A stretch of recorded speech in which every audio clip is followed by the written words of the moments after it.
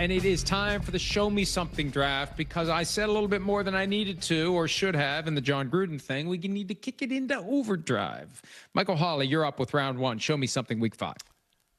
Show me something Mike MacDonald. Now, Mike, we talked about this last week. If I told you that a rookie coach, which MacDonald was last year, has won 9 of 10 games, 90% of his games on the road, say that guy is on his way to the Hall of Fame, or at least Seattleite of the year. Is that what they call them in Seattle? Seattleites, I guess. But at home, they haven't been great. They got a great opportunity, though, against the 3-1 Buccaneers. Show me something, Mike MacDonald. Can you get your team to play as well at home as it does on the road? Show me something, Jake Browning. Show me anything, Jake Browning.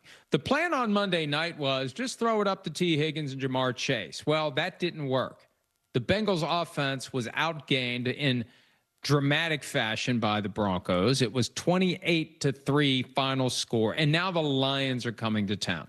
And the Bengals need to go find a starting quarterback, not a backup quarterback. And that's not a slap against Jake Browning. There aren't many backup quarterbacks in the NFL, but he's clearly a backup. We've seen that now. If he doesn't have an admirable, respectable game against the Lions, doesn't even have to win. If he doesn't look like he should be a starting quarterback, the Bengals need to go find one. So show me something, Jake Browning, or it may be your last chance to do so. I'll stay in the same state. Show me something, Cleveland Browns. You don't say to the Browns, we don't believe you. You need more people, because they've had lots of people at quarterback, lots of them. And it's usually not a good result. They've changed again. Dylan Gabriel is the guy now, in a long list of quarterbacks and quarterback tombstones with the Browns. Show me that this is different. Show me that you actually know how, Cleveland Browns, to develop a quarterback. Show me something, Brian Callahan. Mentioned him earlier. And that was really kind of a stray because we were talking about the Texans, not the Titans. We'll talk about the Titans here. They need to do something. I'm surprised he's still employed.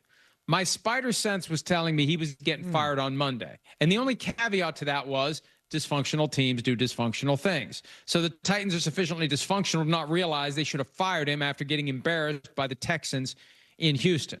Now go to Arizona. They got Arizona. They got a trip to Las Vegas. And then guess who's coming home the next week, week 7? Mike Vrabel and the Patriots. Show me something, Brian Callahan, because you may be shown the door very soon if you don't. Michael Holley on the clock.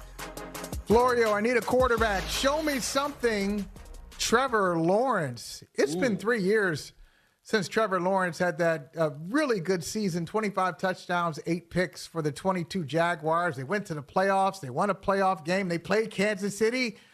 Looked like a promising future. Well, they got Kansas City on Monday night. They're 3-1 now. It's a home game. Who are you, Trevor Lawrence? Can you get the Jaguars back to a playoff position? Show me something, Los Angeles Chargers offensive line. Joe Alt out, Rashawn Slater out. And, we see these teams that go from feeling special to suddenly feeling ordinary like that. That happened to the Chargers last week. Washington's coming to town. Jaden Daniels is going to be back. The offensive line of the Chargers has to do something for Arian Hampton and for Justin Herbert, or that 3-1 could become 3-2. And then all of a sudden, here come the Chiefs, who could end this week 3-2. But the Chargers need to get it done. All right, we are done. Hi, it's Mike Florio. Thanks for watching PFT on YouTube. Hit subscribe for the latest news and analysis from Pro Football Talk.